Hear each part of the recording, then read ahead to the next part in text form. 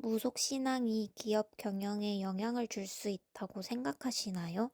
적어도 대기업의 경우는 내가 기억나는 건 없어요. 물론 뭐 중소기업의 경우에는 그런 게 있을 수도 있겠지만 별로 알려진 바는 없고, 적어도 대기업들은 대부분의 의사결정이 여러 사람이 참여해서 하잖아요. 의사결정을. 그렇기 때문에 그러한 무속이나 무슨 점이나 이런 얘기는 들어설 자리가 없다고 생각해요. 지금 현재 우리나라의 대기업의 경영에 있어서는 결국 우리가 지금 얘기하는 그런 경영, 기업이라는 것은 근본이 합리성이잖아요. 합리성. 그렇기 때문에 무속이나 뭐 점괘나 이런 게 합리성의 세계에서는 들어올 자리가 별로 없지 않을까요?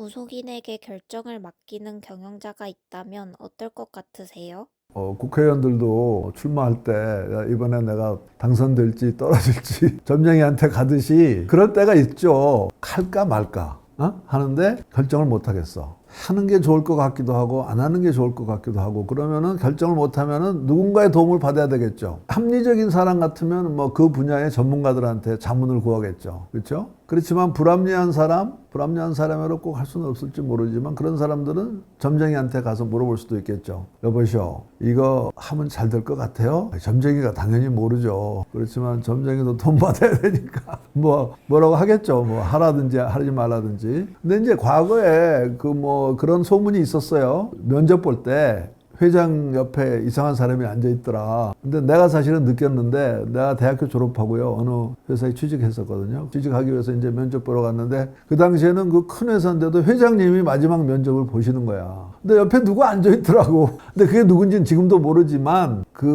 이제 사람을 뽑을 때 그 관상 보는 사람을 같이 데리고 가서 보는 경우는 있었던 것 같아요. 그것은 뭐냐면은 그 사람이 일반적인 관상도 보지만 배반할 사람인가 아닌가를 보는 거죠. 그래서 나중에 뒤통수 칠 사람이냐. 왜냐하면 많은 회사들이 그 내부인이 나중에 고발해가지고 사건들이 커지는 경우가 참 많거든요. 그렇기 때문에 물론 이제 우리가 생각할 때는 회사에서 인재를 뽑을 때는 능력이 아주 뛰어나고 굉장히 정직한 인재를 뽑는 건 당연하지만, 그 능력 더하기 정직성 더하기 하나 더 보탠다면 충성심이 무지하게 중요하겠죠. 그래서 사람들이 능력은 얼굴만 봐선 잘 모를지 모르지만 정직성이나 충성심, 다시 말하면 나중에 배반할 사람인가 아닌가, 뭐 그런 걸 보기 위해서 점쟁이를 또는 관상쟁이를 옆에 앉힐 수도 있지 않았나, 그런 생각은 되는데, 그걸 내가 확실히 그런 일이 있었다고는 말은 못하겠어요. 종교의 경우엔 어떨까요? 종교를 가지는 게 경영자에게 도움이 될까요? 종교를 믿는다는 게 이제 신앙심을 가지는 건데요.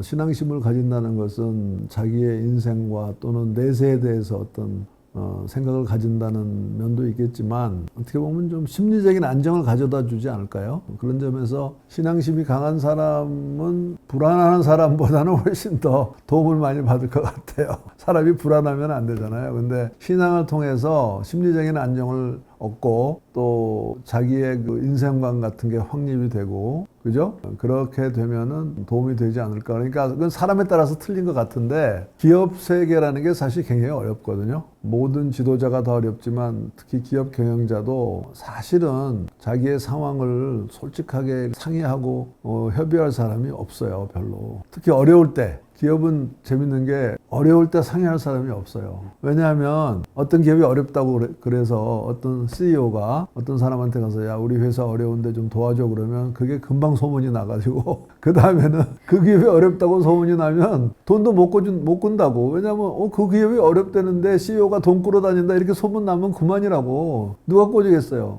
그렇기 때문에 경영자는 어렵다는 내색을 할 수가 없어요. 어려울 때도 항상 잘 되는 것처럼 해야 돼요. 그러면 자기는 어려워요, 실제로는. 그럼 어디 가서 상의하겠어요? 성당에 가든지, 뭐, 교회에 가든지, 또는 뭐, 점쟁이한테 가든지, 하여튼 누구한텐가 자기 속을 털어놔야 되죠. 그래야 자기 풀리잖아요. 어떻게 계속 어려운데 스트레스 받으면서 살 수는 없잖아요. 그런 점에서는 질문을 생각해보니까, 기업인은 어려워지면은 신앙심을 갖게 될 경향이 상당히 많을 것 같고요. 내가 생각해보니까 내 주변에서도 교회 안 나가다가 굉장히 큰 어려움을 당한 사람들이 교회에 나가거나 성당에 가거나 또는 뭐 불교도 가겠지만 절에 가거나 그럴 것 같아요. 그렇게 볼 때 결국 인간이 평탄하면은 별로 그렇게 종교의 필요성을 못 느낄지 모르지만 기업이라는 것은 특히 경영자라는 것은 평탄할 수만은 없거든. 항상 좋아졌다 나빠졌다 하는 거잖아요. 마치 경기가 좋아졌다 나빠졌다 하듯이 기업도 좋아졌다 나빠졌다 하기 때문에 나빠질 때 기댈 데가 없잖아요.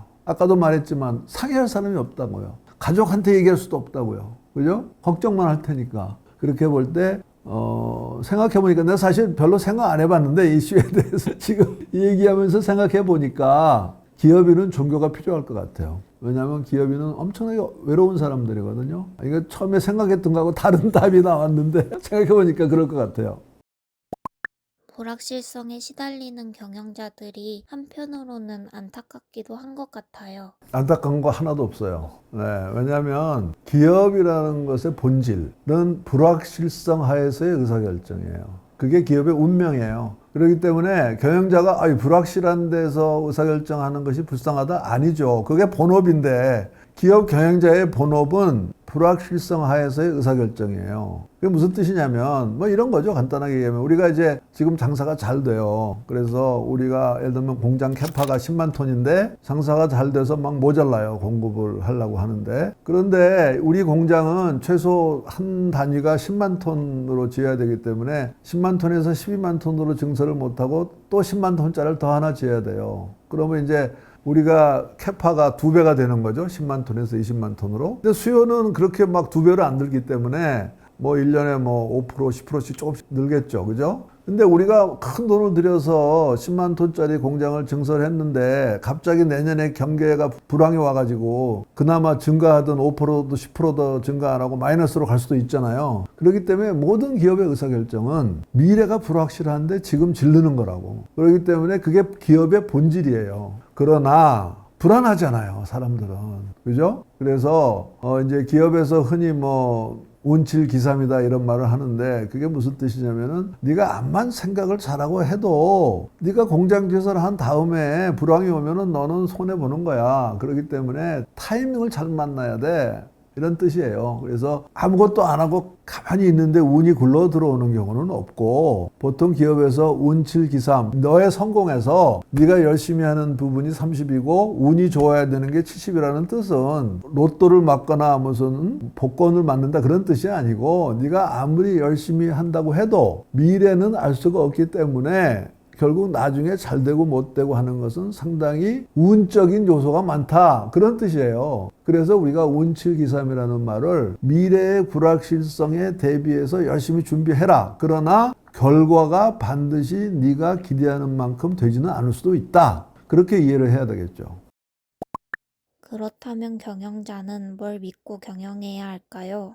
기업 경영에서는 아주 빅데이터가 생명이죠, 생명. 특히 AI 시대에는 지금 뭐 빅데이터 전쟁이 날 정도잖아요. 지금 각국이 자기 나라에서 나온 데이터를 외국에 안 주고 지키려고 하는 노력을 지금 많이 하잖아요. 그런 식으로 데이터를 중요시한다는 말은 경영이 점점 더 과학화된다는 얘기가 될 거예요. 그래서 예를 들면 재밌는 말이 있는데 광고비 이제 기업에서 많이 들어가는 특히 소비자의 경우는 기업에서 돈을 많이 쓰는 부분이 광고잖아요. 광고. 근데 사실 광고 효과를 알기가 힘들다고.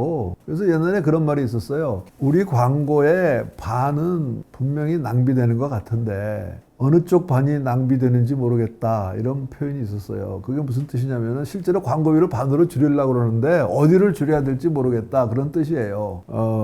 옛날에는 마케팅 같은 것도 그렇게 과학적으로 하기가 어려웠는데 요즘에는 광고를 하면은 그 효과가 어떻게 나타나는지 금방금방 나오잖아요. 자료가. 그렇죠? 특히 이 플랫폼 뭐 이런 쪽으로 되면서 광고 자체도 각 개인에게 타겟팅을 해서 하잖아요. 그렇죠? 지금은 30년 전, 20년 전에 비해서도 지금은 훨씬 더 경영이 과학화됐을 거예요. 그런 점에서 지금 오늘 우리가 얘기하는 이 종교는 좀 다르지만 점이라든가 뭐 이런 전통 무속 신앙 그런 것이 기업 경영에서 역할을 하는 것은 아마 점점 더 줄어들지 않을까 생각해요. 그런 것에 의존하는 경영자는 정말 무능한 경영자라고 봐야 되지 않을까요, 지금?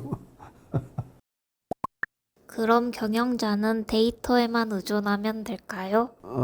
이제 그거에 대해서 경영학 책에서 얘기가 많이 나와요. 기업 경영의 의사결정이 데이터에만 의존할 수는 없고 마지막에 가서는 결국 경영자의 판단, 안목, 통찰력 그런 게 중요하다고 이제 얘기를 해요. 실제로 왜 그러냐면은 데이터로서만으로는 어떤 감성적인 면 이런 거를 정확하게 짚을 수가 없고 또 어떤 데이터가 실제로 소비자의 속마음을 정확하게 보여주지는 않죠. 그렇기 때문에 왜 생각나죠? 그 thick data였나요? 뭐 그런 책이 있었죠. 그죠? 그 사람이 주장하는 게 그거거든요. 사람이 겉으로 나타나는 행동과 속마음이 다르다. 그래서 진짜로 통찰력을 주는 데이터는 사람의 속마음을 보여주는 데이터여야 되는데 그거는 그냥 숫자만 봐서는 안 된다. 이제 소위 그분은 이제 인류학적인 접근이 필요하다 이런 얘기를 했었는데 그런 식으로 중요한 의사결정에는 경영자의 신념, 그 다음에 통찰력